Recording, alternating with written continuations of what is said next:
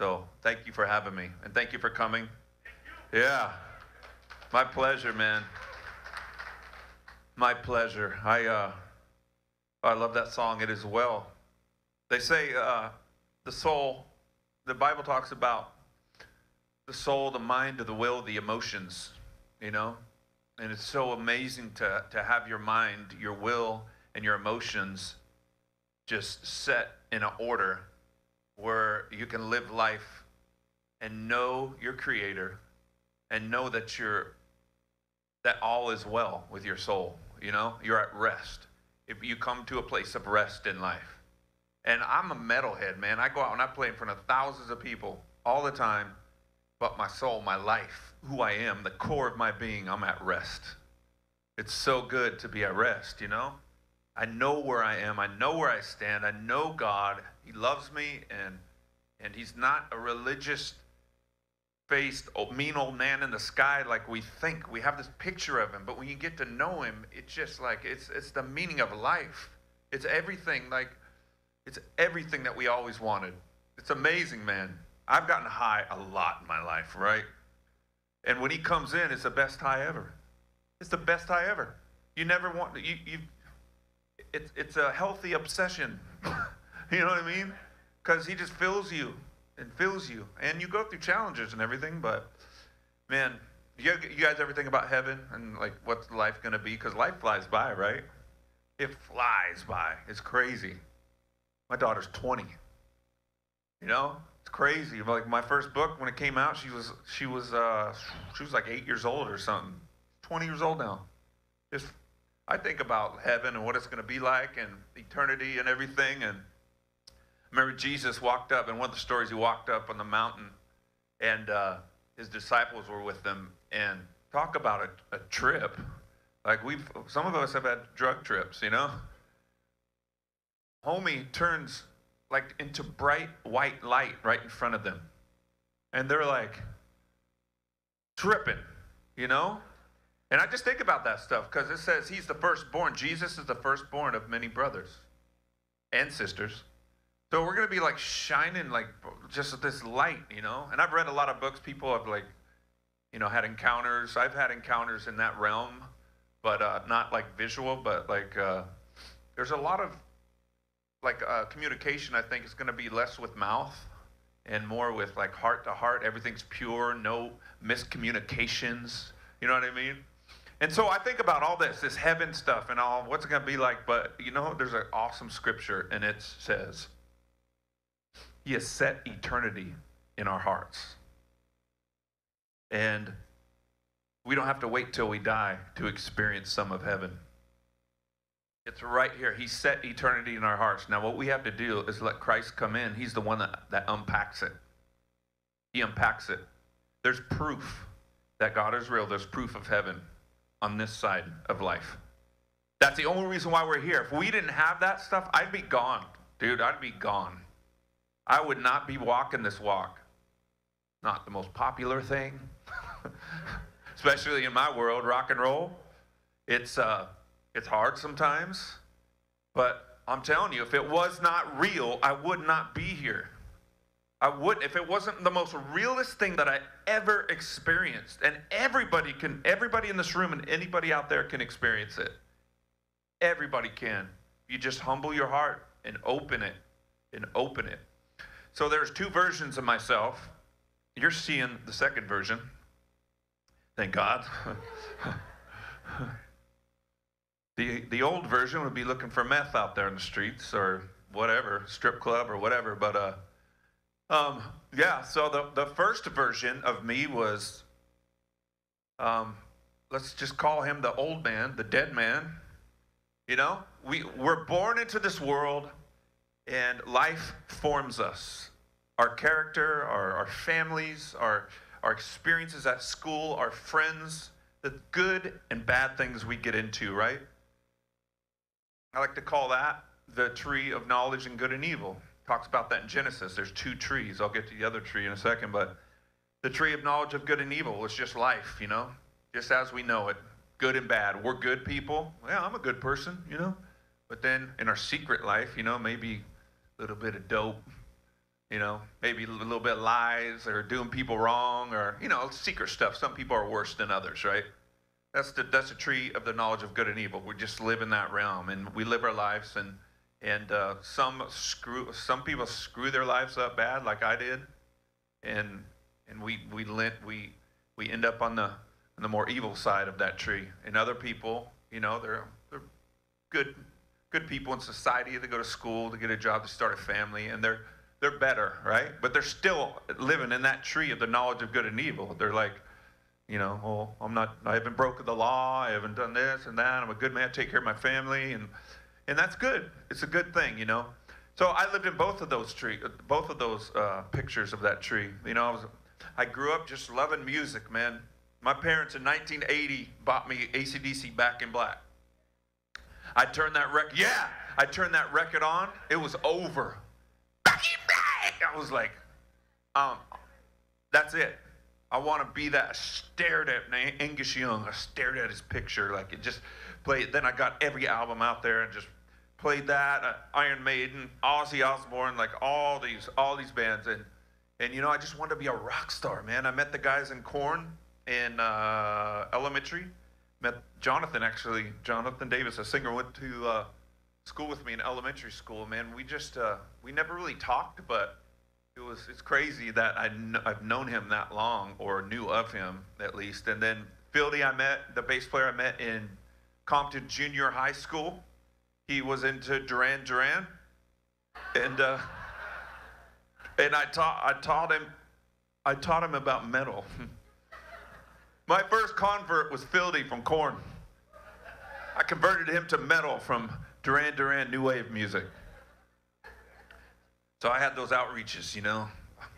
He was my first. But I met James Monkey Schaefer, the other guitar player in our band, as a freshman in high school. And so I met these guys, man, and we just loved music. We just loved it. We ended up moving to Los Angeles, trying to make it in the music industry. And I'd say around 1987, these guys, they went and started hanging out with this other guy named Pete Capra. And he was like, dude, there's some new music. There's some new bands coming out. And he showed them Red Hot Chili Peppers and Faith No More before either of them got big. And they started getting into this band and just hanging out with this dude. And I had a girlfriend at the time, so it was right when we're getting off. Yeah, those girls, man. They get you. But so they started getting into that music, and then they started forming this band away from me. And I got these guys started in their instruments. The bass player, I got him started playing bass because he sucked at guitar.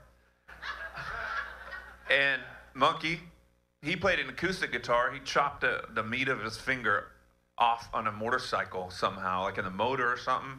And so he got it sewn back on or sewed shut or something, big old chunk.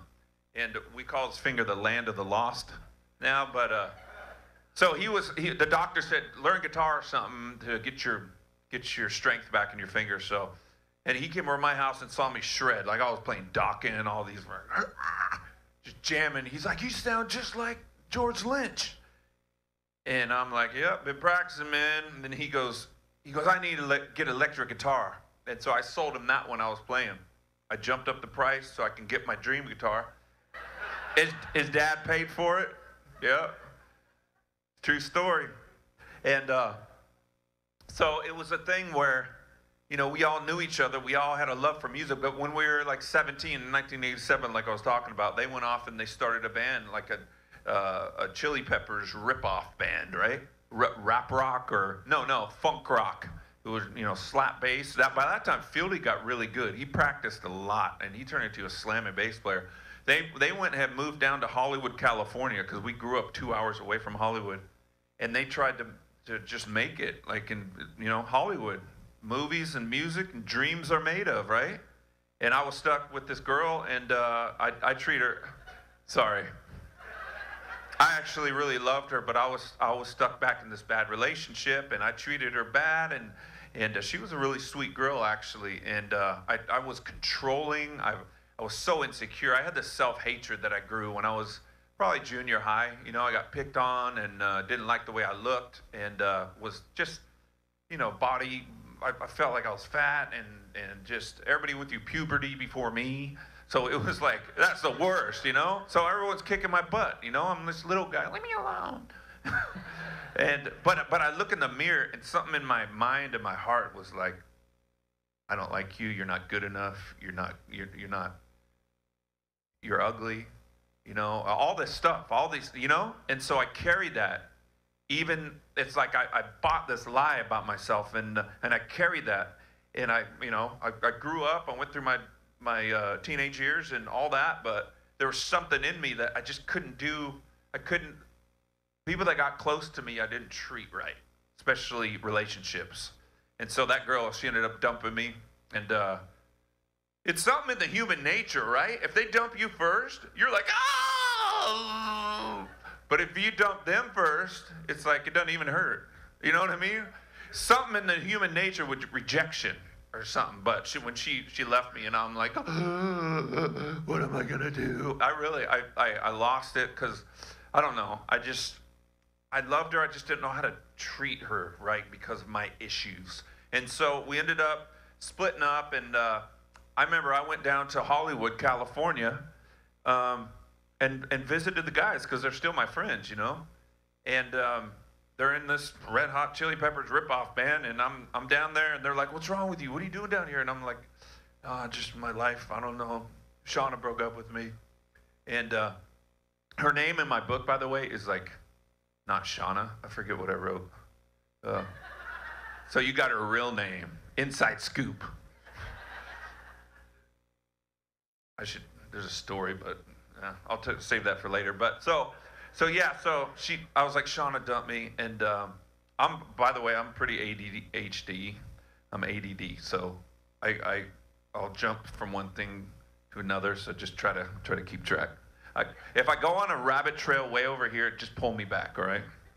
Okay, so yeah, she dumped me, and I'm just so broken. I go up and visit my dudes, and they're like, "What's wrong?" I'm like, "She dumped me." I'm just like, I felt suicidal and everything. And they were just like, "Man, you should move in with us, you know? Just stay with us, man. You're not doing good." And next thing I know, I move all my stuff into Hollywood, California. It was actually Burbank. Burbank and Hollywood are like blended. They're like right there next to each other. And so I moved in with these guys, and I started them with their instruments, and I turned into their roadie. I'm carrying their gear, and I mean, they're carrying it with me because they don't got nothing, right? They're like, they have to pay to play. That was Hollywood back then. And so, but yeah, I was the worst roadie in the history of roadies because they were my friends. I'm like, they tell me to do something, I'm like, shut up.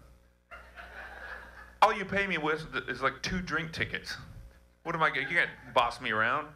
They'd be playing a show up there, and I'd be at the bar with my drink ticket, getting a drink, and like they knock their cords out, and their amp doesn't work, and I'm like at the bar going, "It's by your foot. The cord's by your foot." I'm not helping at all. I was the worst roadie ever. So I did that for a few years, and as divine intervention would have it, Alice in Chains came out. And then some Faith No More started getting really big. Metallica was huge. Ozzy, No More Tears, that record came out. So this low music thing, grunge thing was happening.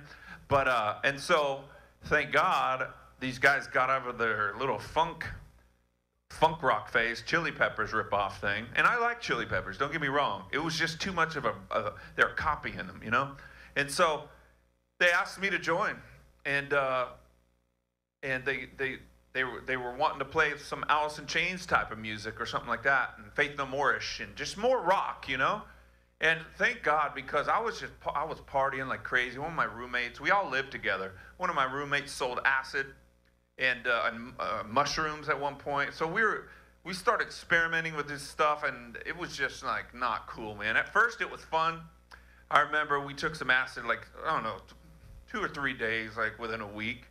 Not a lot, just like 1 each. And we would go down we lived at the beach, like right close to the beach, but you know, the rent was expensive, but you pile 6 people in there, it becomes like $200 each.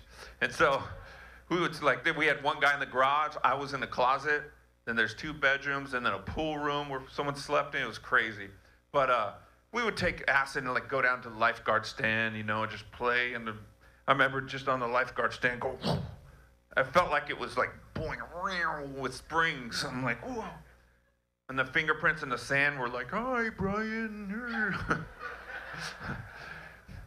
And then the third time, though, we ended up on these mountains, Newport Beach, California. And man, I'm telling you, there were some girls with us, and we were just walking. And we took it, and it started creeping in, and we were like, it did not feel like happy. It was like, it was tense. And I remember looking at bushes. It was all dark, and every bush looked like a demon. I was tripping. And all I said was, there's like 3 girls and like 3 of my dude friends. And I just said, hey, guys, I think I'm having a bad trip. Right when I said that, all the girls, like, all hell broke loose. Oh, my God! I want to go home! I want to go home! It just ruined the whole party. I never touched the stuff after that. It was like, scared me straight. But I loved the alcohol. I was addicted to alcohol from like age 16. My dad was a drinker, man. He ran some Chevrons with my uncle, a couple like gas stations. And, one time, he would drink. He wouldn't drink all the time, but he would slip back and forth, and then when he drank heavy, he would drink heavy. Like one day he came home, he'd do some bank runs for the business, and he had a water bottle, and I went to grab it, and I grabbed it just to get a drink. Let me get a drink, Dad. Teenager, who cares? And I take it, and he's like, give me that. And I smelled like vodka. It was straight vodka. And I didn't confront him or nothing, but I was just like, whoa, Dad's partying. And so we have that kind of curse in our family line, right? And so I stepped into it at 16. And so when I joined the band, we got Jonathan Davis in the band. We went to the Huntington Beach Pier. We were just drinking some 40 ounces of beer, and we were like, okay, we're in a band now. What are we going to call ourselves? And Korn popped up. The singer, Jonathan, said, what about Korn? There's a couple stories going around, but we just thought it was cool because it was with a K and a backwards R. People are doing that like crazy now, right? Back then, it was like different, Spell a word different, And it was a cool branding thing. And we tested it in Huntington Beach, small little beach town. And we put these Korn stickers. We did the logo it's almost exact to what it is now. It looks more modern now, but back then it's really close. And so we would just plaster, like, no one knew what Korn was. We just plastered stickers everywhere, stop signs, businesses, everywhere, all over the place. And everyone in the city was going, man, what is Korn? What is this? K-O-R-N, what is that? We knew that people would either love it or hate it, but they would not forget it. And so, yeah, we started playing shows around in Orange County. Then we played anything that we could do to get people to our shows. We would tell our friends. We found a place that had school buses, and we rented a school bus and put a keg in the back and said, give us $10. You can ride in the bus. We're going to go play Hollywood. Anything we could do. So we got there, and our names started getting around. This weird band, Korn, is coming in. They're bringing a bus with all these fans, and the place is going off. And so record companies started hearing about it. Next thing you know, we got a couple different record companies getting ready to offer us a deal. We ended up signing with Immortal Records. It was a label off of Sony Music. And so we recorded our first record. That's when we got introduced to methamphetamines. And man, yeah, it's crazy because I didn't like it the first time because I'm used to going to sleep. You got a routine in life. You're like, you get up, you spend your day doing whatever, and you go to sleep at night. Well, my drinking was it was a constant, and I wouldn't get too like, I kind of knew when to stop, and I didn't puke that much. I just would do like 6 or 8 beers, and I'd stop, right? And then one night after like 8 beers, or maybe a little bit more that night, someone offered some speed, and I was just like, shoom. Sobered up immediately, and I'm just like, oh my God. So I was like, it feels good, but then no one told me that you're going to be up. And so I went and laid in bed at like 3 or 4 a.m. thinking I could go to sleep.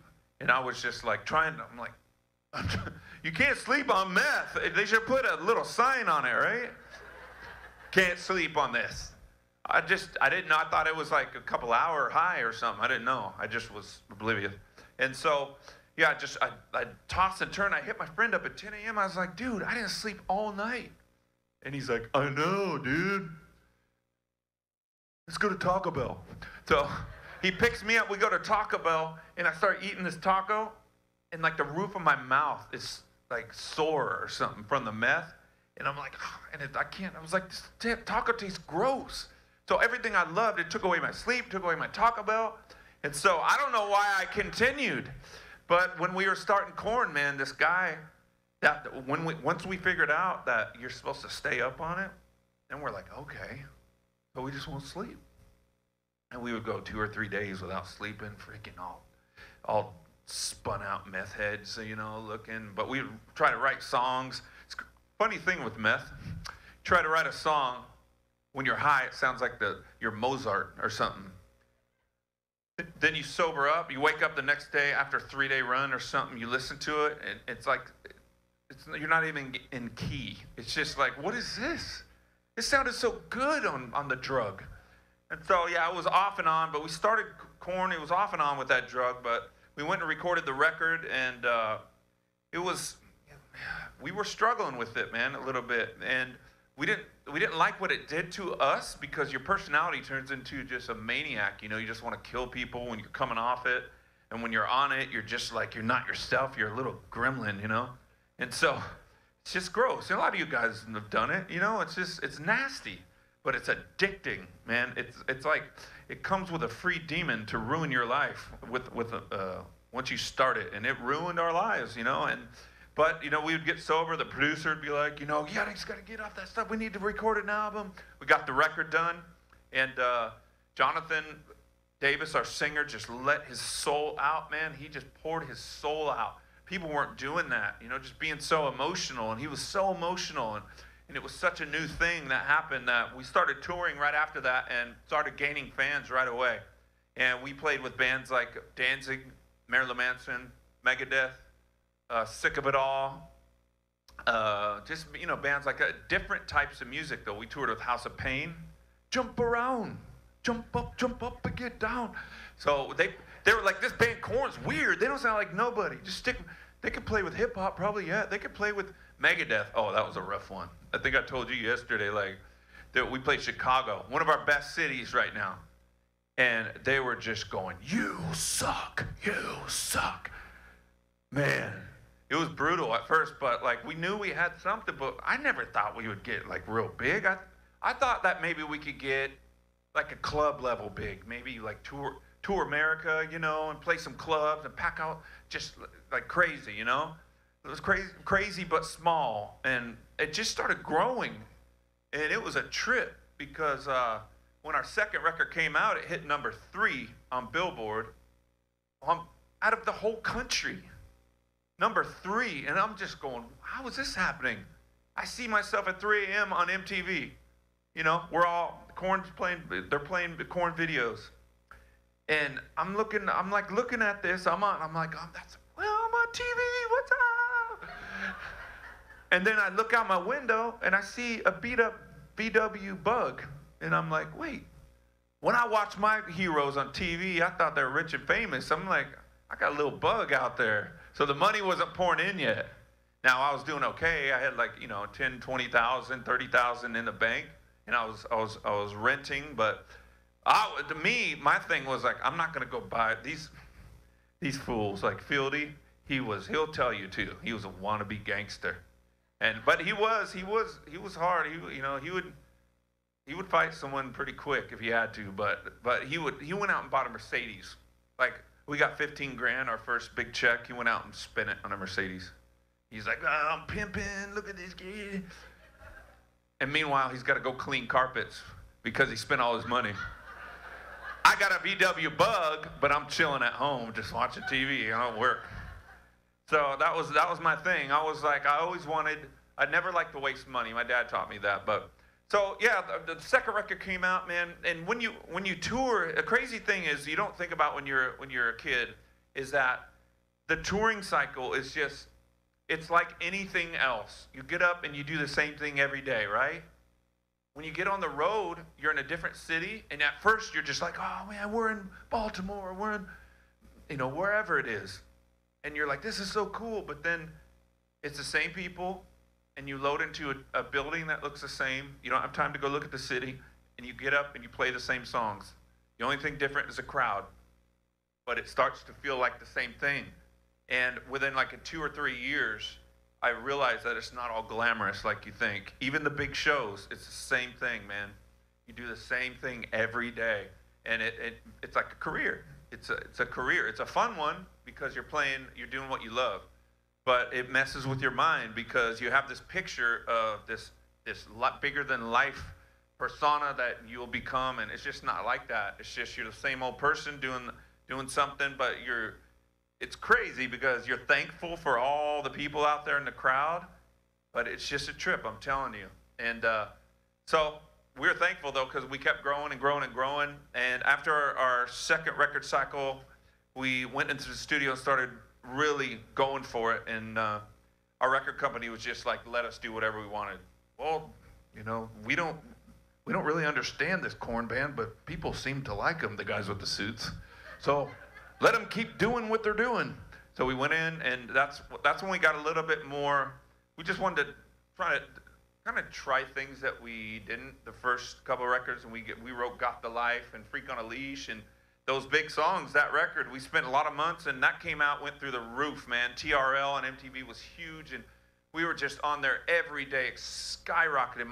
I called my dad then, and I was just like, Dad, we are #1 in the country this week and selling like 150,000 records a week. It was crazy. And we were on TV every day. MTV News followed us, and it was surreal, man, to be in that mainstream of pop culture. That was a crazy time in music history because it was like metal was and rap and pop, it was all the same popularity, And we were included in that, and it was like, the Britney Spears and the Backstreet Boys, NSYNC, and Eminem, Limp Bizkit, Stain. It was everything mixed in a pot, and so we got to be a part of that, and it was crazy. I mean, we were selling out arenas left and right, all over the place, and money was just pouring on us. We couldn't make enough. We were getting money from shirts. We were making money from records. We were making money from just guarantees, $300,000 to $500,000 a night or something like that. And back then, it's a lot now. What am I talking about? And so it's just like, and it was just crazy. And by that time I had gotten married. All of us had gotten married and had started having kids.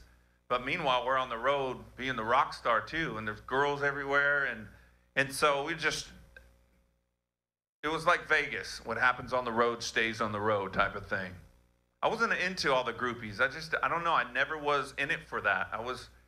I didn't want to get into music for drugs either, but it just crept in, because a lot of being in a musician, a lot of it's about like hurry up and wait, because when you're the artist, like everybody does everything for you, right? So you're just kind of chilling, not doing nothing. So you find yourself into traps, falling into traps and everything. So yeah, it just got worse and worse, as we got bigger and bigger. And we had some good times. We had some laughs, and we had some party nights, and that were, didn't get too crazy. And we had some good times, but it seemed like every year that passed, it got a little bit darker and darker and then darker, And we started losing our souls. And remember what I said about the soul being the mind, the will, and the emotions. It just started losing our core of who we were. It was like when I saw Fieldy or Jonathan or Monkey, I was like, that's not him. And I look in the mirror and I'd be like, that's not me. They look at me and we just became a different people. And some of it was the stardom, and it was like, you think you're all, all that in a bag of chips and all that. And so it messes with you. If you don't have the core of who you are, then that stuff will it'll tear you down, man. And one by one, we started being torn down. And within a year or two after we got married and had kids, divorces, 5 out of 5. 100% failure. Everybody got divorced, broken homes, kids going with whoever, and divorce settlements, millions of dollars going to these girls and our wives, and they're just, some of them just blowing through it. Mine was the worst ever. I was on tour. My biggest and one of my greatest memories is touring with Metallica, System of a Down, and Kid Rock. And it was just so, like Metallica, right? They're the biggest metal band ever. And so it was just so cool to talk to these guys every day. Funny story, I'll tell you a side story. I was doing an interview for Guitar Magazine, and we were just talking, regular interview, and he said, okay, thanks for the interview, we're talking. And he's like, yeah, he brought up Metallica and Kirk Hammett, and I was like, you know what? That guy's a, can I say the B word in here while I get kicked out? I called him a bitch. I called him that. And then the magazine came out, and it said, Kirk Hammett is, and it said that in the Guitar World magazine. So I ended up walking, I'm like, oh my gosh, why are they letting us on this tour? I can't. And I walk in, and Kirk Hammett goes, so I'm a bitch, huh? And I'm like, I go, Kirk, that was off the record. The only thing I said was that you were like really rude to me when I tried to meet you at this show. And he's like, it's okay, man, come on. And he's like, I get it. And so we were cool. So that tour was like, it was like the best tour of my life. It was as a highlight of Korn career for me. And you know, when things get the same and it's like Groundhog's Day and you get a tour like that, it's a whole nother level of excitement. And just Lars and James and all them just hanging out, you know, every night, just like one of us, you know. And then one night Lars comes in, me and Kid Rock were talking, and he's like, hey, you guys want to go on our jet? They got a private jet every night. They fly to every city. I'm like, yeah, let's do it. And I was struggling then because my wife, the dreads are getting on the mic. My wife ended up, this is how she left me. She ran into some old, my wife, when she was 14, she ran away from home. So she lived kind of on the streets and on couches. And so in Huntington Beach, she left Lake Tahoe and moved to Huntington Beach. So when we were married and I was on tour with Metallica, she ended up running into some old punk rock dudes that were from when she was a kid, right? And they used to like, well, look out for her because she was 14. And so she was like, hey, I married this guy, and come hang out with me. He's always gone. So they ended up moving, and they, you know, some of these punk guys had some skinhead dudes, like Nazi freaking white pride, you know? So these guys end up freaking coming to my house and partying, start stealing things out of my house, taking things to a pawn shop. And my friend owned the pawn shop. So he'd call me and say, dude, he'd send me a picture or whatever. I saw this in your living room. And I'm like, what? So I called my wife. I'm like, people, who you having over our house? She's like, nobody, just trying to lie. And I heard rumors and everything. Meanwhile, one of the punk dudes, she ends up getting a boyfriend. She's just denying it, right? And she's like, no, I'm not. And like we're fighting every day on the phone. And I don't know what to do. I'm on tour with Metallica. This is my dream come true, man. I'm riding in planes with them. This is crazy. And I end up flying home. I'm like, I'm coming there. We're going to talk about this because something's not right. And I get there, and by that time we had our baby, Janaea, who the 20-year-old, and she was there with a teenager.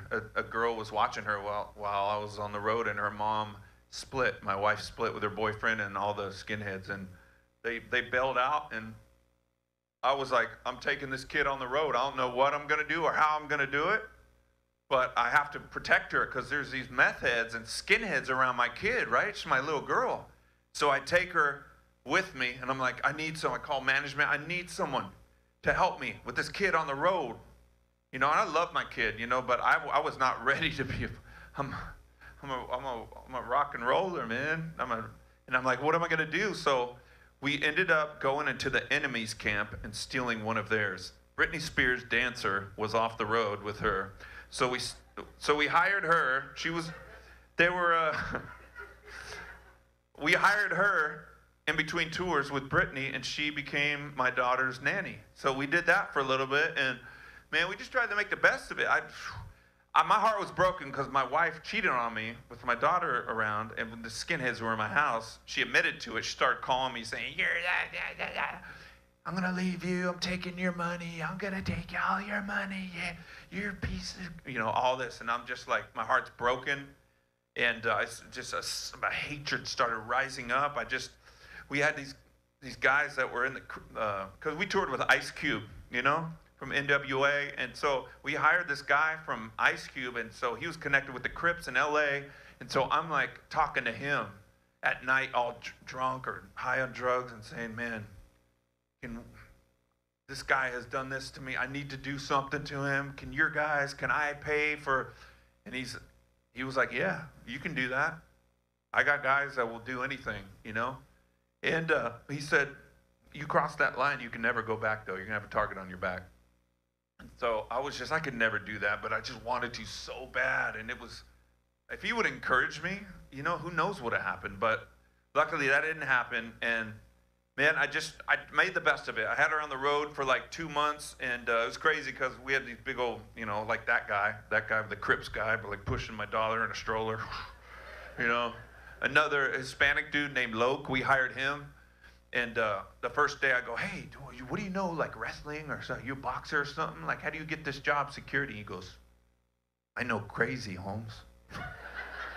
I'm like, "Okay, Mr. Loke." He had Hellbound tattooed on his head. You'd be pushing the stroller too. So we made the best of it, man. And so we got off that tour. I ended up getting she was so spun out, my ex. She didn't show up to court. I got full custody of the kid. And I was a mess too. I wasn't much greater than her, but I put the meth away and the coke, and I just was drinking. Well, I didn't put the coke away, but I tried to really hard. But there was what made me put it away? I was doing it at home. I was heartbroken, man. I was just like, man, I felt so rejected and disrespected and just violated, right? I mean, people coming to my house, stealing my wife.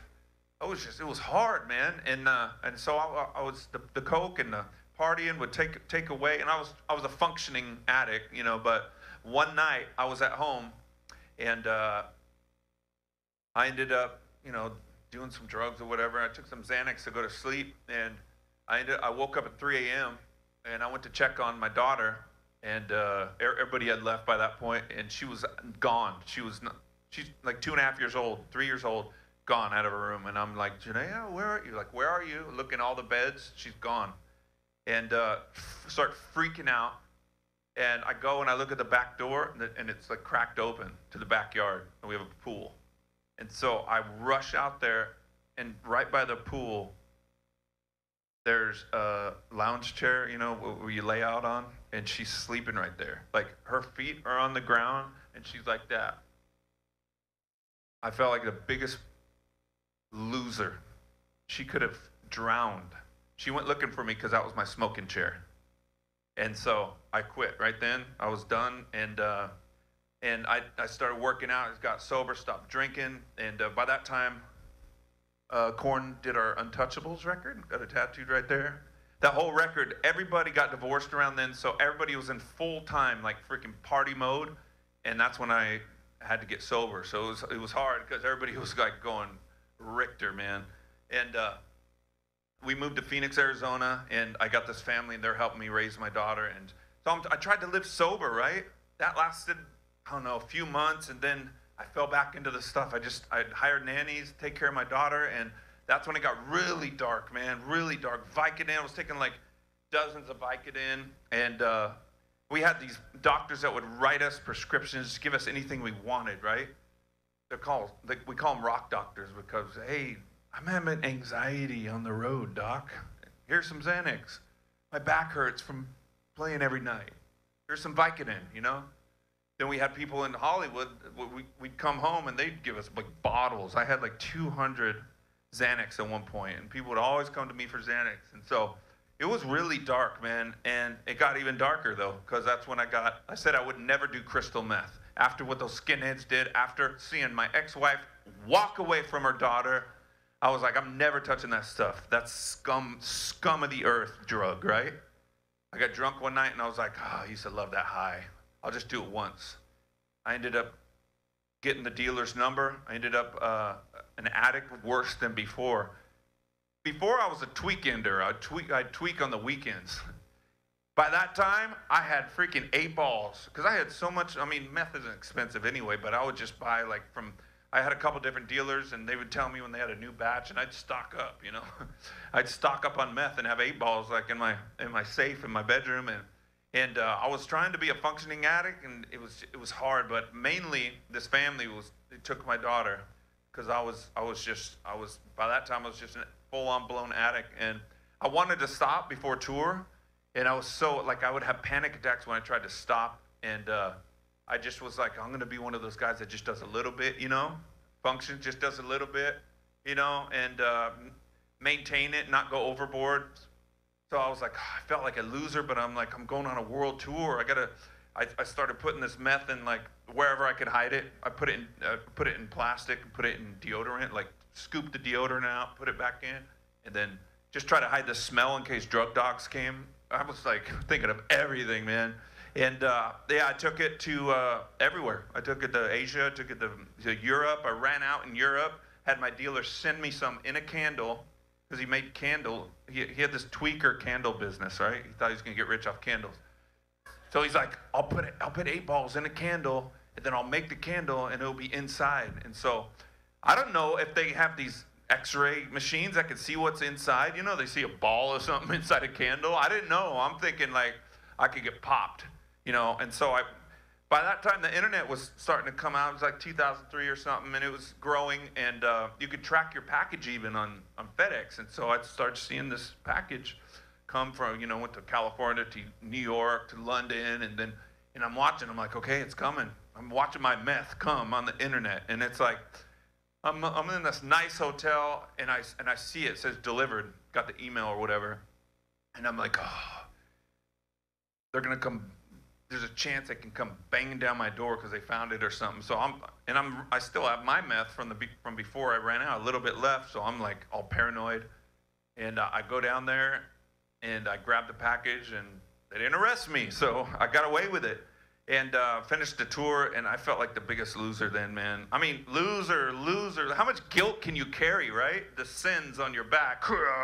I'm like, oh gosh, the secrets. And it was too much to bear, man. And my parents are still together to this day, 53 years together or something. Right? That's a miracle. That's a miracle. And so my mom would come over all say, hi, Bri, how you doing? And I'm just freaking up for 2 days. Hey, Mom, how's it going? So I just felt so bad. They didn't raise me to be this. My daughter, she's this perfect little Shirley Temple kid. She's just so sweet. Hi, Daddy. And I remember we had one more tour. It was 2004. It was Korn, Lincoln Park, I think Breaking Benjamin, a few others. And it was a Project Revolution tour. And I just spent the whole time in my bus, I was hooked on the meth, man. And I got so bad where I started thinking about killing myself. And I was like, I'm no good for my daughter. She deserves better than this. She would be better off without me. The rock star dream didn't satisfy. I had some good times, but it was just everybody in my band's miserable. Most of the other bands out there struggle with addiction, and everyone's miserable, and everyone's struggling with addiction, and I'm just like, or you're just a bitter ex-drunk, right? And you're just like, I don't want to be either. I don't want to be the partier or the ex-bitter guy. And let's end it all, man. If I had a little bit more nerve to kill myself, thank God I didn't. But I didn't even care anymore. I was mixing Xanax and speed every day. And I heard that people's hearts would pop from mixing, drugs of that caliber together. It's the uppers, the downers. And so I would just hope some nights I'd be like, man, I hope my heart just stops and I just don't have to wake up to reality anymore. And thank God it didn't happen. By that time, I had some friends, they ended up inviting me to come to church with him. I was doing some real estate deals with him, and I resisted at first for a little bit, you know. I resisted it, and because I just thought Christians were like Ned Flanders from The Simpsons, man. It's just like, why are you so happy? I just want to choke you, you know? How you doing today? God bless you. All right, brother. It's like, shut up, man. What world are you living in? You know? And so, but they kept asking me, and I was like, you know, I'm just going to go check it out. They're sober. I tried to go to outpatient rehab to get off of meth, and the dude's like, I don't have any luck with meth, I'm sorry. And I'm like, there goes my hope. And so I'm like, I'm stuck with church only. That's my only option. God is so kind, man. As a last resort, he'll still take you. When you're all done with everything else that you tried on the planet, he's there still for you. And I ended up going to church, and it was crazy because all these different people, like 3 different people, by that time I moved back to Bakersfield, where Corn grew up, where we went to school, right? And by that time, there was like 3 of my friends. One of them that got me the meth, hooked me up with that dealer. He was telling me, you should go to church, man. Come to church with me. I'm like, what are you going to church? What? And I'm still high, and I'm like, no, man, I don't need that. And then the real estate guys, invited me to go to church, and I'm thinking about going with them. And then there was someone else, I forget who, but this punk rock dude that used to beat up people. He'd smash freaking bottles on people's heads. He was telling me about Jesus. I'm like, what? You're weird, man. What happened to you? And the next thing you know, I finally gave in, and I was like, the church people, they don't do meth in church, I don't think. So I should go there. Maybe it'll rub off on me, you know?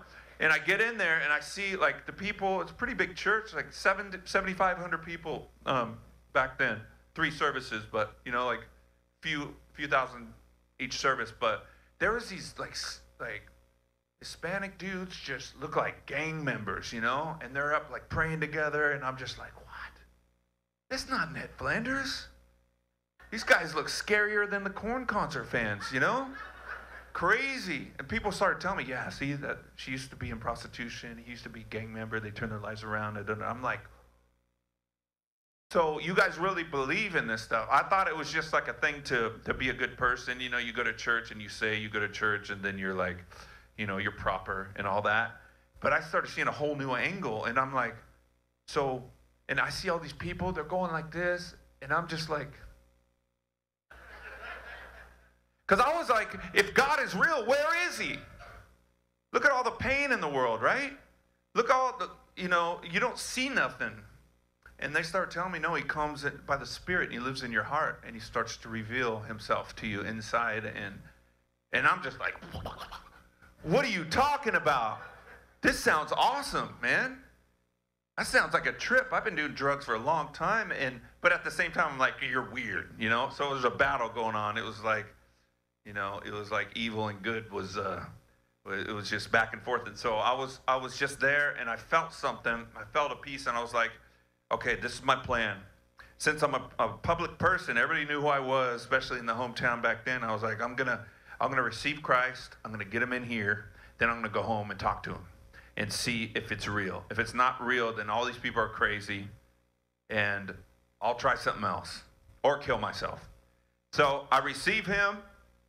And I said the prayer, you know, I actually asked Christ in my heart when I was 12, real quick, on my bathroom floor, when someone told me Jesus was the Savior of the world.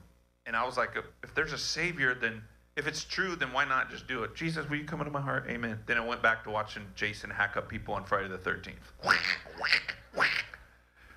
But so when I was on meth at that church, I went home, and I received Christ. I went home, and I was like, here we are, you know, I felt like that little boy again. I was like, Lord, that guy, but I prayed like I was a Christian for 10 years. I was so desperate. I wanted my daughter to have a good daddy. She deserved it. So I'm like, Lord, I am a loser. I'm going to ruin my life. I'm going to die from these drugs. This kid deserves a better dad. And I am nothing. I'm a lost soul. Are you real? I prayed so hard, and I was just like, just look at my heart. You know I want to get off these drugs. It was all about I needed something from him, right? And that's okay. But then, after a couple weeks, they said, just go to church. Bring your garbage. The pastor was like, bring your garbage to church. You don't have to clean up for me. You don't have to clean up for God. Just show up. Just start the relationship. And I would go high on meth to church, man.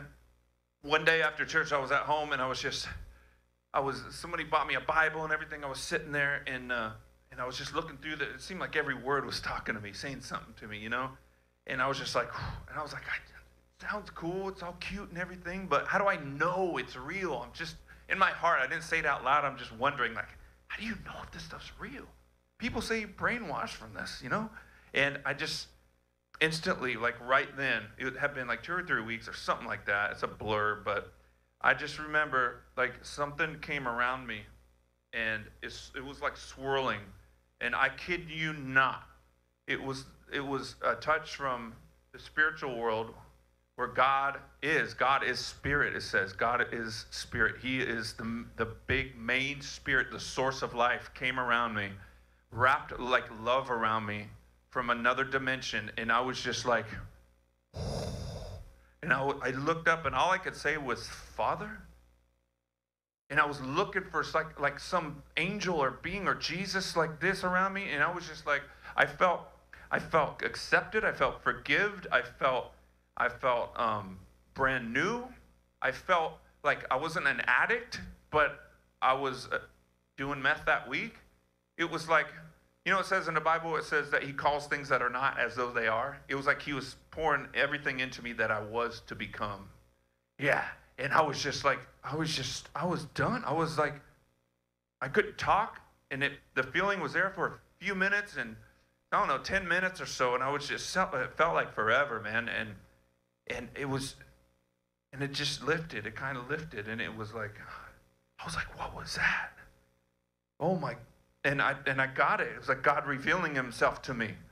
And I was just like, oh my gosh, God just came into the room and revealed himself to me. Now, he is omnipresent. He's everywhere, but sometimes we feel it more. He's always there. That's where faith comes in. But I was like, oh my gosh, God is real. He sees everything. He heard me. And I was like, he sees everything. Oh, and I started thinking about everything I've done. All the junk, man. Everything. All the secrets where I thought I was alone. Man, the sexual stuff, the drugs, the grimy secrets. And I was like, and then I go to church and just hear that, man, all that's forgotten and washed away. And it's like it never happened. He wipes the slate clean, start over. Brand new everything. And it's such a good, they call it the good news. That's pretty good news, right? Like, it's like he's giving you like $1 billion check, and you just have to go cash it now. That's it. Because you're given everything. You're given the universe. Jesus shares everything with you. It's crazy. I mean, God came as a human on the earth, Jesus, and he showed what God is like. And he healed people, and he loved people, and he sat and washed disciples' feet. That's who God is. Jesus, you see him, he's God in a body, and everything he did, that's how kind. God is so powerful, he can demolish everything on the planet, if he wanted to, but he is this kind being that just is a loving being. And I know there's a lot of things unanswered that we don't, in this world, like suffering, right? He allows suffering. But the thing is he set this world in motion, and he spoke it into existence. And what he says, he even honors his own word. So everything he created, he put it into plan. He put the plan together, right? And it's just unfolding. And he's not going to step in and do something like stop in the world now because we are suffering. He promises to be with us. That's who wants a God that doesn't understand, right? Jesus came and got annihilated. God became a man and became annihilated on the cross for us. He knows our sorrows. He knows rejection. He knows everything you've been through. He's been through. He knows it all. And that's why Jesus is the best. He is the only God. He is the best God. He'll come in and live your life with you inside your soul and your spirit, and he'll take that. Take the key. Brings, like, just look at it like this. Like, he'll bring a key from heaven and come in and turn that eternity in your heart. He'll unlock it. Like I said before, the scripture said God has set eternity in your heart. He unlocks it and starts to reveal it. Now, when I first got saved, I was just going back to church. I'm like, oh my God, I love to get high for so many years, and now I'm feeling a high that is like from a spiritual world. It's real and tangible. I'm feeling it. The Holy Spirit's real, comes inside of you, and you feel things. And I'm like, everywhere I go. I'm like, Jesus. People are like, you're weird now, you know? And so I ended up calling I was at the dude that took me to church. I was like, what should I do, bro? And he's like, just nothing. Just, go back to your band, show him how much of a positive person you are. He was more like a positive guy, but he didn't have like a real connection with Jesus. And I'm like having encounters at my home with. And so instantly when he was telling me that, I felt God, like, I just felt I had a strong knowing, I can describe it like that, to go home and quit the band. I went home and I sent off emails to everybody, because those dudes could talk me into anything. If I would have called them and said, dude, I'm going to quit the band, they would say, no, you're not. Shut up. Come on. Come over. Let's go get drunk. So I was like, I shut the door, and everybody lived in different cities, so they didn't know where I lived, even my own bandmates. But so I sent emails and I said, guys, I love you. I got to quit the band. I want to be home with my kid. I got God in my life. I want to get to know him. And I'm sorry. And I love you. And they were in the middle of doing a record deal. And they had EMI, I think it was, offering them $23 million. And I was getting that. I was getting a piece of that and everything. And I sent it off, and they were like, what's this guy talking about? They thought I freaking snorted one too many lines, and And so next thing you know, I get offered to go to a radio station in Bakersfield, and I tell everybody, I'm quitting corn. I'll tell you about it at Valley Bible Fellowship. Come to hear my story. And the record company has their check ready to give us $23 million. And they're like, what's this going? What? One of the guitar players is quitting, da-da-da. So I'm ruining the deal for him, But after a few months of arguing back and forth, they just came out like, we're going to be better after he left. We're going to be even better. And so I quit. I didn't get a piece of that. I just did not want to serve money anymore. I was like, I just want to follow God. And he was saying, it was pretty simple to me, actually. Go be a dad. Stop touring. But $23 million, yeah. Well, you made how much money before that, and look at your life. So it was pretty simple to me. And so I quit, and I just looked at my daughter, and I was like, Janaea, I'm going to be home. I'm quitting the band, and I want to be your dad full-time. I am your dad full-time, but I want to be here with you full-time. And she was just like, didn't make sense to her.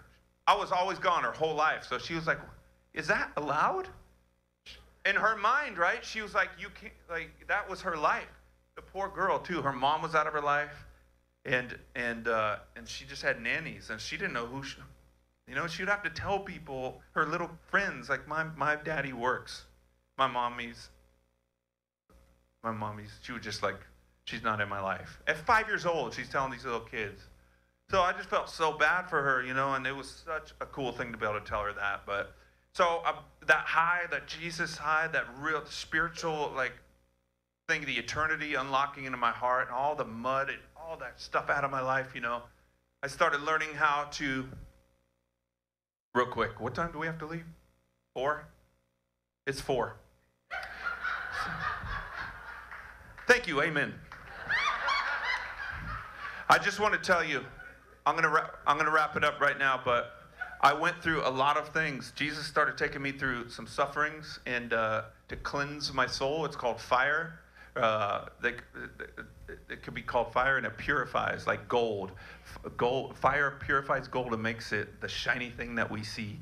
And so he does that with our souls through negative circumstances, through allowing things to come into your life to challenge your love for people, to challenge your faith. Are you going to still believe? And it's the way you go to maturity.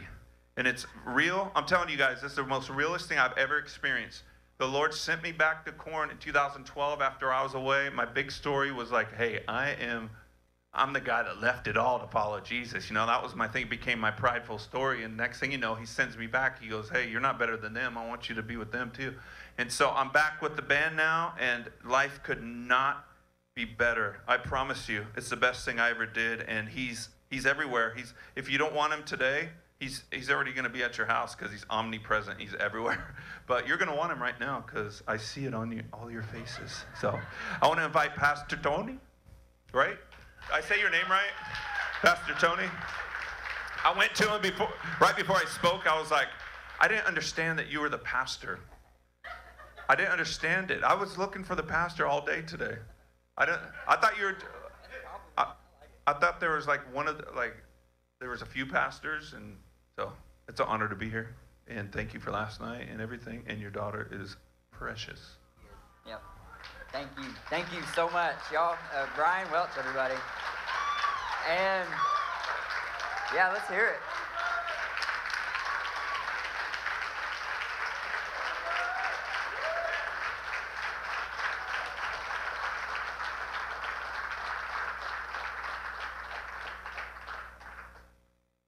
All right, do we have, Todd, y'all got a couple minutes? You gonna be okay? I don't really know what the timeline really is. So, okay. So what I want to just bring to front and center, what I want to make sure that everybody understands. See, Brian has a special circumstance. Brian has a platform that a lot of us don't have. He has a platform and a story that he's been through that a lot of us, in a way, it's something that maybe we've dreamt of, but we've never got up there. Right. So he has, that scared me. So he has this story. But you know what? When Jesus was hanging on the cross, and Brian talked about him being annihilated on the cross, he was hanging there, and he was thinking about Brian. He was thinking about Brian and the things that he was suffering with and the things that he was going through. But you know what? He wasn't just thinking about Brian. He was thinking about us. He was thinking about the guy that goes to work, and you put a plunger in a toilet all day long, and that's just your life. He was thinking about the guy that goes and he puts a saw in his hand, and he goes home tasting sawdust. The mom that has no shirt without a stain on the shoulder. I call it a parent patch. But he laid on the cross, and he died on the cross thinking that, that person needs me, that working man needs me, that mom who pours her everything into her children, they need me. Brian needs me. And Brian has a platform, and people will come listen to him because of that platform, and it's a credit not to anything necessarily that Brian's done, but his obedience to God. When God moved into his life, he struggled. I fought for years. But he struggled, and he fought against it. But, it got to the point where he said, God will break you. God will break you down. He'll take you all the way down. And then the great thing about it is he doesn't stay up in heaven. He came down to earth with us. And he'll meet you in your broken spot. He'll walk with you in those times when you don't think you can get any lower. And you just look around, you realize he was right there at my shoulder the whole time. And he was walking with Brian as he went through his things, and he's walking with you. And if you've never accepted him, he's still with you. He's still beside you. He's still just waiting for you to say, to turn to him and say, yes, Jesus, yes. Because I know what my life has become. I know where my life has led me to. And I don't know how I can do it, and I know I can't do it without you. Because I live in a mess. We live in a fallen world, y'all. And without Jesus, we can't make it through. So what I want to do right now, because some of y'all came just because that corn guy was showing up. And that's fine. Just to be real, we knew that, right? So what we want to do, though, is we want to give you that opportunity to experience what Brian experienced. You can look around this room, because it's not just Brian. There's so much life change in this church. There are marriages right here in the front row that I'm talking, each of them ink pen, they all signed. That's a marriage that did, But God said, no. What I brought together, let no man throw asunder. And so he put them back together. And he puts all these lives back together. There have been people, meth addicts, people that have lost their kids, people that have felt that pain. And I don't know what your pain is. I know that we've all got it, though. I know that we've all got things in our life that we struggle through, those secret sins, those different things that we deal with on a day-to-day basis. But right now what I want to do is I want to give you the opportunity to take those sins, to take those secret sins, and you don't have to shout them out to us, but to God, to Jesus, and say, yes, Lord, I want to give them to you. I want to give my life to you, because my life, what I've done with it, is trash. It's garbage. Yeah, maybe I've done some good things, but I can do so much more through your strength. You can do so much more with my life than I can do with it. And I want to give you the opportunity today